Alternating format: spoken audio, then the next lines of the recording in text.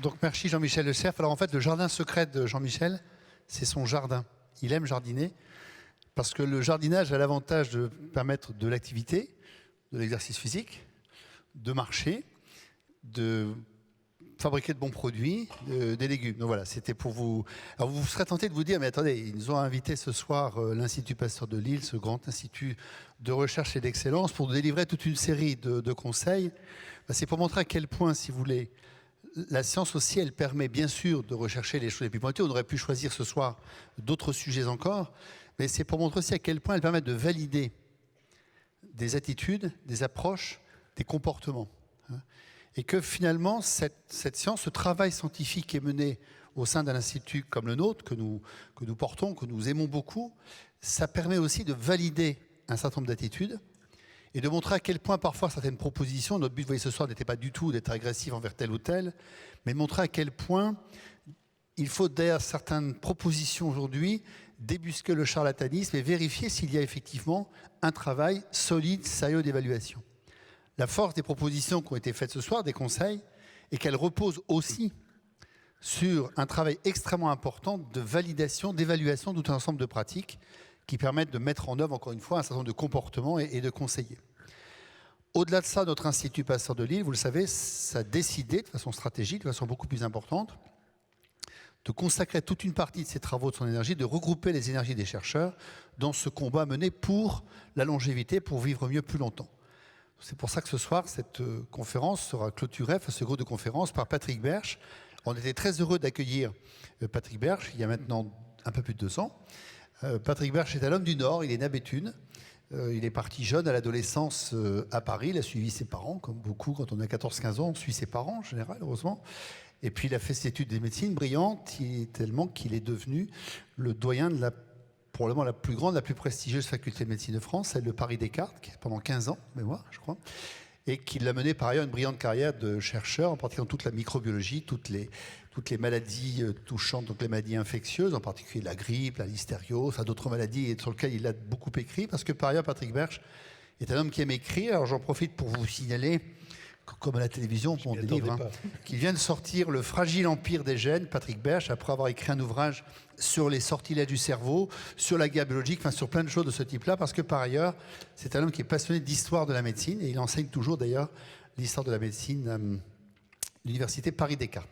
Alors ce soir, pour clôturer, en fait, Patrick Berche, un peu en synthèse un peu des interventions de ce soir, va vous montrer ce qu'est pour un Institut Pasteur de Lille, comme nous avons la chance de l'avoir, à côté de nos grandes institutions de santé, encore une fois on l'a dit, que sont le CHRU, que sont l'université, que sont l'INSEM, que sont le CNRS, a choisi de consacrer toute une partie de ses travaux à la longévité par un travail très transversal.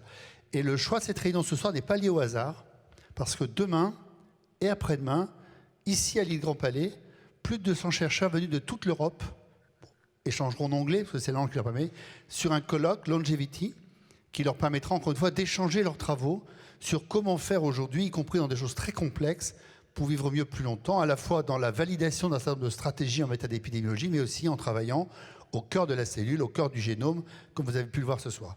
Donc c'est pour ça, Patrick, on vous remercie de nous présenter ce soir ce qu'est la démarche de l'Institut Pasteur de Lille au service de ses travaux sur la longévité, sur le vivre mieux plus longtemps. Merci, Patrick. Merci beaucoup, Jacques, de cette présentation.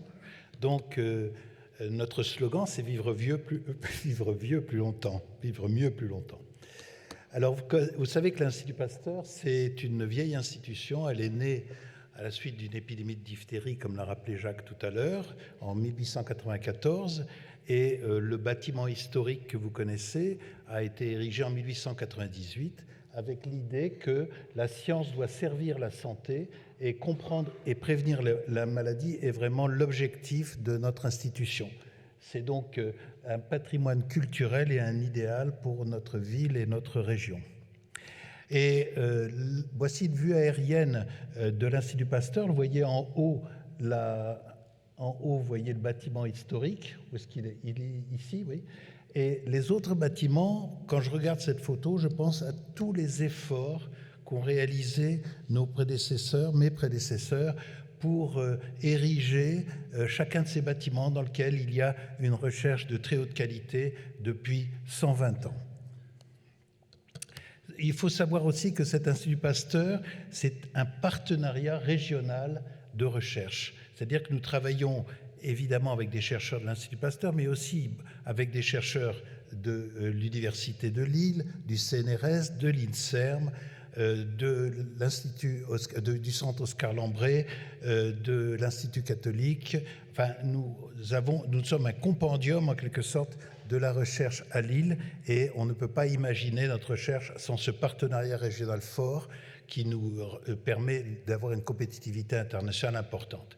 Alors, l'Institut Pasteur de Lille est un objet assez curieux par rapport aux 32 autres Instituts Pasteur qui existent dans le monde. Il y a Paris et Lille en France, et puis il y a 32 en tout Instituts Pasteur, parce que la plupart de ces Instituts Pasteur, de façon très majoritaire, travaillent sur les maladies infectieuses, pour des raisons historiques, et avec quel succès, alors que l'Institut Pasteur de Lille a toujours développé une recherche, certes sur les maladies infectieuses, nous avons 200 personnes travaillant sur les maladies infectieuses, mais aussi sur des maladies qui sont fréquentes dans notre région, des maladies comme la maladie d'Alzheimer, bien sûr, les accidents cardiovasculaires, les accidents vasculaires cérébraux, le diabète, l'obésité et les maladies respiratoires qui sont cause d'une forte mortalité chez les personnes de plus de 65 ans.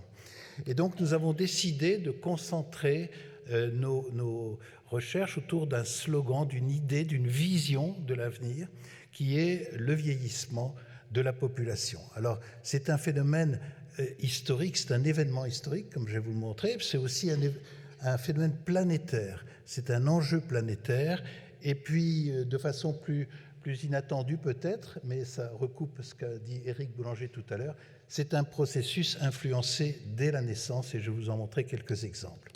Alors, lors de son long cheminement, donc c'est un événement historique parce que lors de son long cheminement, les hominidés sont apparus il y a 3 millions d'années environ, avec les australopithèques, puis ils ont évolué vers Homo sapiens, apparu il y a 200 000 ans. Homo sapiens s'est sédentarisé au néolithique, c'est-à-dire il y a 10 000 ans, et il faut garder à l'esprit que tous les gènes que nous avons ont été fabriqués non pas pour être sédentaires, mais ils ont été fabriqués pour nous balader, pour avoir une activité physique intense, et tout ça avec un régime alimentaire complètement chaotique, c'est-à-dire qu'on peut rester pendant l'hiver sans manger ou avec beaucoup de difficultés pour se procurer la nourriture, et tout ça, c'est les gènes qui nous ont constitués depuis 3 millions d'années, alors que ça fait seulement 10 000 ans où nous avons une nourriture abondante et une sédentarité. Eh bien, l'espérance de vie, elle a été pendant 150 000 générations, 3 millions d'années, de 15 à 20 ans pour l'australopithèque. Elle a atteint difficilement, après 10 000 générations, elle a atteint 20 à 40 ans. On a dépassé à peu près 40 ans. Et à la Révolution française, elle était de 40 ans. Et voici que, en 10 générations, depuis le début du 19e siècle, elle va passer de 40 à 80 ans. Et ça, c'est un phénomène du jamais vu dans l'histoire de notre espèce. C'est tout à fait incroyable. Et il y a évidemment de nombreux facteurs qui vont expliquer cette augmentation. Alors j'illustre ça par des courbes. La courbe des centenaires est particulièrement impressionnante puisque en 1800, il y avait en France un seul centenaire. En 1900, il y en avait une centaine. Actuellement, il y en a 22 000, presque 23 000, et nous allons vers 200 000 centenaires dans 30 ans. Et il faut savoir que nous avons actuellement en France un phénomène qu'on voit aussi dans le monde entier, qui est celui des supercentenaires, les gens de plus de 110 ans. C'est un phénomène qui n'existait pas jusqu'aux années 1978. Il n'y avait pas de grands centenaires ou très exceptionnellement. Et maintenant, nous avons actuellement 31 grands centenaires en France qui ont plus de 110 ans et 257 répertoriés depuis 1978. Et dans le monde, eh bien, dans le monde, il va y avoir, on pense à la fin du siècle, environ 8 millions de centenaires et il y aura plusieurs centaines de milliers de grands centenaires. Et il faut savoir enfin qu'une petite fille sur 2 qui naît aujourd'hui en France va être centenaire. Alors, pardon. j'ai oublié de dire que l'espérance de vie est donc passée en 1945, c'est hier pratiquement. L'espérance de vie des hommes était de 55 ans et des femmes de 65 ans. C'est absolument incroyable. Et maintenant, elle est de 79 ans pour les hommes, un peu plus même, et 85 ans pour les femmes. Donc on a un phénomène là, historique. Mais la chose extraordinaire, alors, c'est aussi la proportion de gens. On pense que d'ici 20 ans, on aura environ entre 25 et 30% de la population entière qui aura plus de 65 ans, ce qui aura des conséquences très importantes, des conséquences humaines, conséquences médicales, conséquences, comment dire, pour les sciences humaines et sociales, conséquences éthiques, conséquences économiques, conséquences architecturales, comment organisera-t-on les villes avec des personnes comme cela. Et donc c'est un phénomène qui doit préoccuper beaucoup les politiques et les gens qui s'occupent d'organisation et l'évolution de la médecine. La chose aussi extraordinaire, c'est que ce phénomène n'est pas confiné aux pays occidentaux. Certes, on peut avoir une baisse de l'espérance de vie dans un pays comme la Biélorussie à la suite d'une guerre, à la suite de toutes sortes de choses. Mais en réalité, il existe dans le monde entier. Et ceci est une courbe de l'espérance de vie dans tous les continents du monde. Vous voyez, en Europe, bon, on est dans les 80 ans, mais prenons l'Afrique, qui est le continent le plus pauvre, avec une mortalité infantile encore considérable. Malgré cette mortalité infantile, l'espérance de vie en 2000 était de 57 ans, c'est-à-dire ce qu'elle était au début du XXe siècle en France. L'espérance de vie monte à toute allure de l'ordre de 4 à 5 mois par an en plus, alors que dans les pays occidentaux, c'est 3 mois, en général 3 mois par an. Vous voyez que la courbe est très rapide et il y a toute une population ici qui va apparaître avec les maladies que nous connaissons. Il existe des zones en Afrique et des zones en Asie où il y a 30-40% de diabétiques.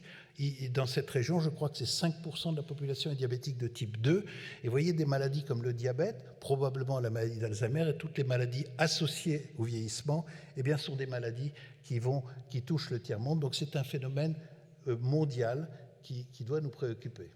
Et juste pour illustrer ce phénomène mondial, voici une carte représentant les pays d'Europe, et tout ce qui est en rouge, c'est les gens qui ont plus de 60 ans dans ces pays. Donc on a ici plus de 20% de gens qui ont plus de 60 ans.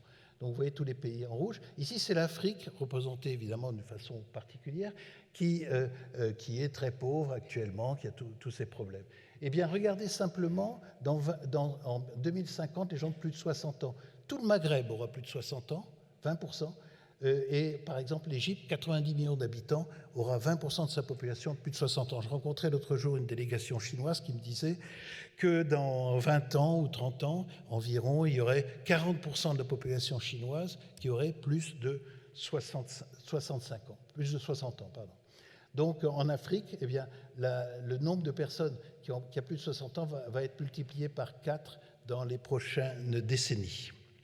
Alors, dernier point, le vieillissement est influencé dès la naissance. Si l'on schématise l'histoire de la vie, à partir de la fécondation, eh bien, on a en fait 2 grandes périodes. Une période que j'appellerais du développement, qui est génétiquement programmée. C'est la formation du corps, des organes, etc. C'est une cinétique qui s'arrête probablement à la fin de l'adolescence, vers l'âge adulte à 20 ou 25 ans. Et ensuite, on a une période que j'appellerais stochastique, c'est-à-dire de hasard. La plupart des personnes pensent que c'est non génétique et cette période sur laquelle on peut avoir de l'influence, c'est-à-dire nous avons effectivement la possibilité d'agir, et c'est les exposés précédents, sur cette période-là. Alors, évidemment, les gènes ont quelque chose à voir. Jeanne Calment, toute sa famille était dans les années 1890, son père est mort à 95 ans, etc. Elle a eu des frères qui ont vécu très vieux. Et donc, il y a un problème. C'est environ 25%, on pense que 25% est l'influence des gènes. Et puis, c'est l'environnement. Il est sûr que les microbes, les toxiques, le tabac, toute une série, l'exposition aux métaux lourds, aux pesticides, etc., tous ces facteurs sont importants. Mais on s'est aperçu assez récemment qu'en fait, la prématurité et les retards de croissance in utero et aussi les stress sont un facteur de vieillissement précoce. Vous voyez, les conséquences cliniques à long terme de la prématurité, après 50 ans, sont absolument considérables. On sait qu'il y a un risque accru. Les enfants prématurés, en particulier à partir de 6 mois et demi, par exemple, enfin les grands prématurés ou les enfants prématurés, eh bien, ils font plus de diabète de type 2, plus d'obésité, plus de risques cardiovasculaires, plus d'athérome, d'hypertension artérielle, de cancer, de neurodégénérescence et de troubles psychiatriques, en particulier la schizophrénie, des maladies comme ça. Et ça, c'est dû probablement à des phénomènes épigénétiques qui ont été évoqués par Éric Boulanger, c'est-à-dire que, on le sait chez la souris en tous les cas, et nous avons l'expression des gènes est modulée par ce qu'on appelle des méthylations, et au cours des stress, et en particulier de la prématurité, il est probable qu'on a des transformations, l'extinction ou l'activation de certains gènes qui expliquent que, par exemple, vous faites plus de cancer parce que vous éteignez un gène suppresseur de tumeur à la naissance, mais ça sera payé 50 ans plus tard. En d'autres termes, on est marqué au fer rouge par notre vie intra-utérine et notre naissance. Et ça, le vieillissement, comme ça a été très bien évoqué par Éric Boulanger, c'est un phénomène qui existe déjà in utero. On produit énormément de neurones et on en détruit plein pendant notre vie intra-utérine. C'est programmé comme ça. Et on a donc la prématurité, c'est un problème important. Alors, juste à l'échelon mondial, 15 millions de prématurés sur 139 millions de naissances par an dans le monde. 15 millions. En France, c'est 6% des enfants, et aux États-Unis, en France, c'est 6 à 8%, aux États-Unis, c'est 12% des enfants prématurés. Vous voyez que ces enfants-là vont avoir plus de risques de développer des maladies que d'autres.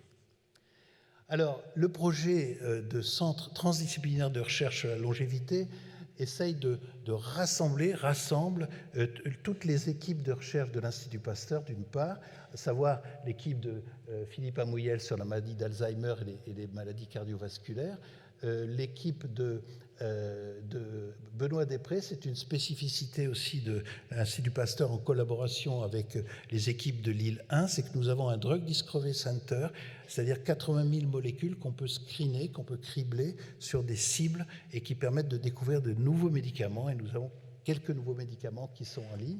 L'équipe de Bart Stahl, c'est sur le diabète aussi, et l'obésité.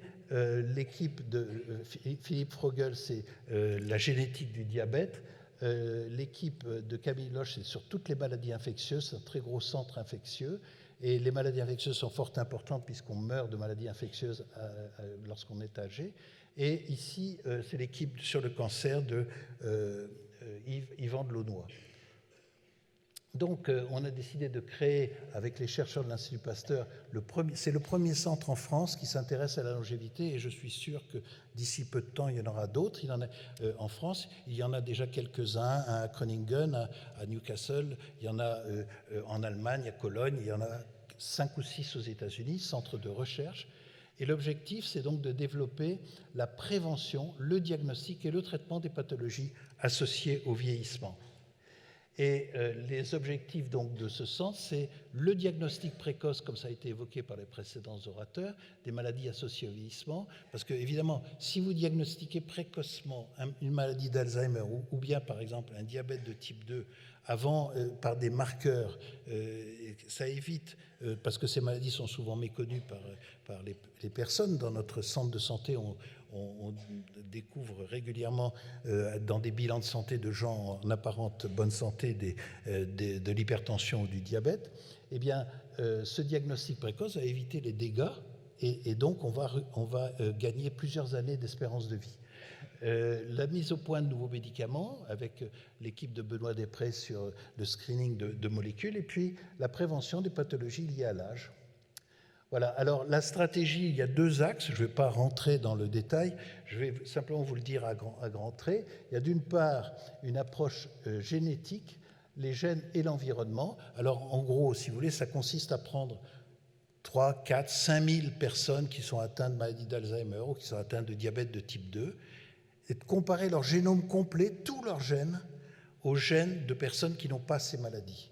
Et c'est comme ça que Philippe Amouyel, par exemple, a découvert 21 gènes responsables associés à un risque accru d'Alzheimer. Alors une fois qu'on a repéré ces gènes, un par un, on regarde dans des modèles animaux qui sont des mouches, On regarde pour la maladie d'Alzheimer, on regarde leur le lien de causalité possiblement avec la maladie en question. Et si on trouve un lien de causalité, on cherche alors à screener sur des milliers de molécules pour trouver une molécule qui va inhiber le produit de ce gène. Et ensuite, avec les chimistes, on manipule ces molécules, on leur rajoute des groupements chimiques pour modifier leur activité, augmenter leurs propriétés pharmacologiques. Donc, le but, c'est d'arriver à identifier des déterminants génétiques, de préparer, de concevoir des interventions thérapeutiques et préventives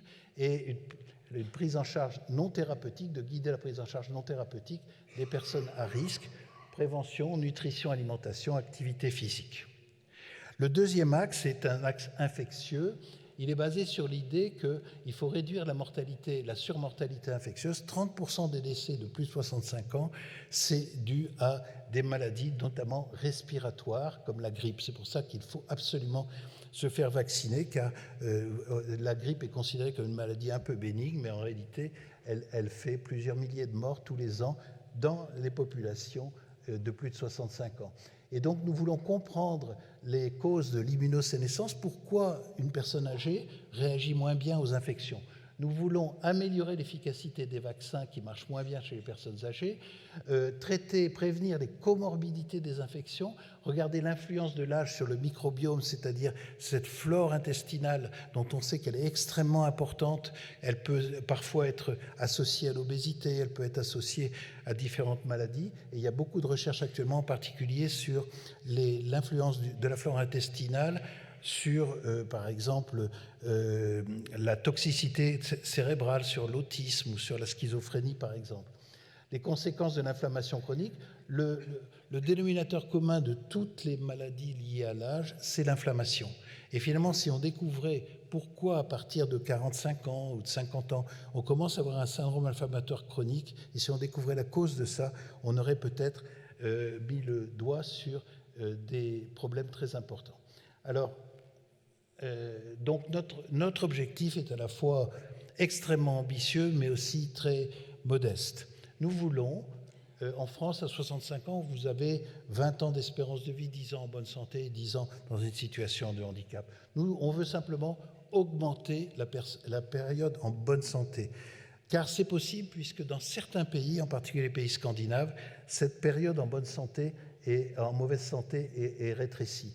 Donc on ne veut pas faire des gens qui vont vivre jusqu'à 200 ans, etc. En plus, je n'y crois absolument pas. Nous sommes pratiquement programmés pour vivre 120 ans. Si on pouvait manipuler peut-être, eh bien, il faudrait dépenser des milliards de dollars pour quelques individus, et je ne crois pas du tout à ces élucubrations liées au transhumanisme. Donc, alors, notre idéal, c'est Jeanne Calment. Eh bien, à 122 ans, je n'ai pas mis la photo, elle répondait aux journalistes et elle était autonome. C'est quand même assez impressionnant. Et finalement, pourquoi pas? Pourquoi on ne pourrait pas réussir ce qu'a fait Jeanne Calment?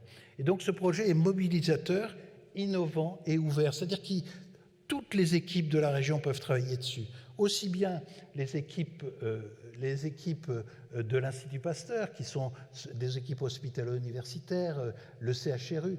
On peut travailler avec toutes les équipes qui travaillent sur les sciences humaines et sociales, les facteurs socioculturels, la santé publique, la prévention, la génétique. Et donc, c'est un projet qui peut rassembler tout le monde autour d'une cause commune.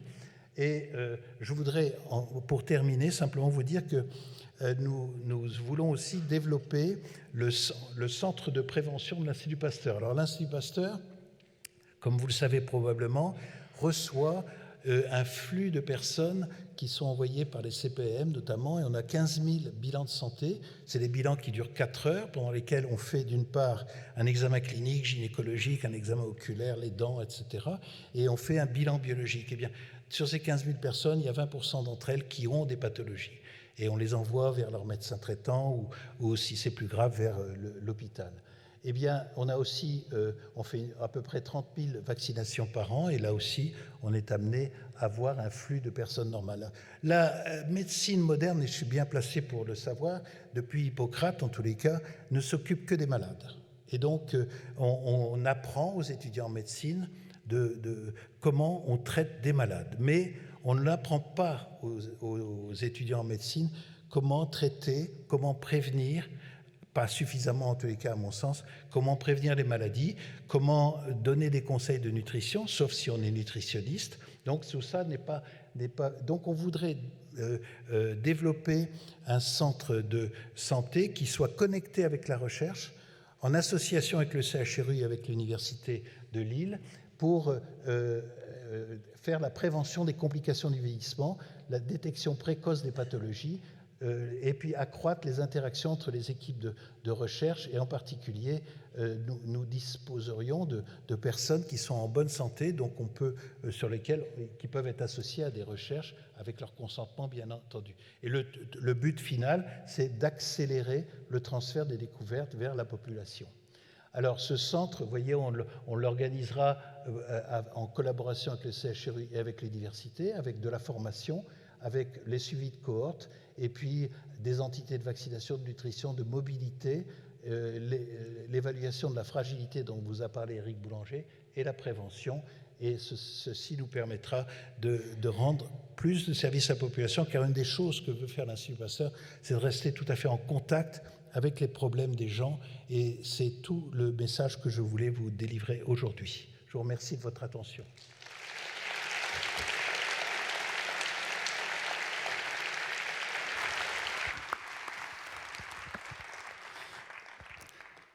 Voilà, nous sommes arrivés à la fin de cette soirée. Je n'ai pas vu de papier remonter, mais je pense que la densité des interventions était telle. Et puis d'autre part, je pense que voilà, ça fait 2 heures que nous sommes ensemble. Je crois que c'est aussi dans le format des 5 à 7. Aujourd'hui, c'était un 6 à 8. Donc vous savez que demain, après-demain, je vous ai parlé de ce colloque scientifique international. Nous vous redonnerons les 5 à 7 de l'Institut Pasteur, continue bien sûr tous les mois. Et puis nous vous proposerons certainement tous les ans comme ça une grande soirée avec vraiment les chercheurs des thématiques différentes qui bougeront un petit peu, mais toujours autour de ces questions de longévité. Simplement en conclusion, vous dire que j'ai la chance au nom de la ville de Lille de présider cette fondation qui est l'Institut Pasteur de Lille. C'est une grande fierté, c'est un grand honneur, c'est une grande joie. Et vous dire que ce qu'on trouve dans cet établissement qui en fait vraiment la richesse, c'est d'une part un lieu de recherche, on l'a vu ce soir, un lieu d'excellence, c'est vraiment poussé vers le meilleur chacun de ceux qui y travaillent, mais c'est aussi un lieu de confiance. C'est qu'en fait, vous l'avez vu ce soir, c'est n'avancer, ne dire que des choses qu'on a pu prouver, qu'on a pu démontrer, sur lesquelles on travaille. Ce n'est pas des hypothèses fumeuses, c'est véritablement ce travail-là. Et je pense qu'aujourd'hui, dans un monde où parfois on voit apparaître tout un ensemble de choses diverses et variées, pas toujours désintéressées, c'est important d'avoir ces lieux comme cela de confiance. Et puis, je crois que vous avez vu aussi ce soir, et je pense que c'est important que les chercheurs, les scientifiques apportent ce message dans un monde qui est quand même un peu troublé, un peu dingo même parfois. C'est important de montrer en fait que le plaisir de vivre ensemble, que le fait de partager un certain nombre de choses, le fait de cultiver son jardin au sens propre, au sens figuré, eh ben c'est aussi une des leçons toutes simples au quotidien de la science. Je pense que donc vivre mieux plus longtemps, c'est aussi vivre bien ensemble.